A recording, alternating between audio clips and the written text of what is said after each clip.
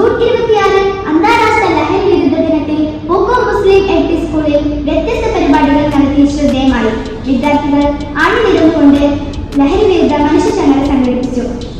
School head master K P. Azeez അധ്യക്ഷത വഹിച്ചു. Ward councillor Shri Swamidasan ഉദ്ഘാടനം ചെയ്തു. Y M. Aslam, Azeez P P., Najeeb master, Neeraj master, Saritha teacher എന്നിവർ സംസാരിച്ചു. 5ാം ക്ലാസ് വിദ്യാർത്ഥിനി പത്മ ലഹരി വിരുദ്ധ പ്രതിജ്ഞ ചൊല്ലിക്കൊടുത്തു. വിദ്യാർത്ഥികൾ ഏറ്റുചൊല്ലി. ലഹരി വിരുദ്ധ ബാഡ്ജ് വിതരണം, face painting, rally, reels making, ഒപ്പുശേഖരണം, ഫ്ലാഷ് മോബ് എന്നിവ നടത്തി തുടങ്ങി വ്യത്യസ്ത പരിപാടികൾ നടത്തി. മറ്റൊരു വാർത്തയുമായി കാണും വരേക്കും നന്ദി, നമസ്കാരം.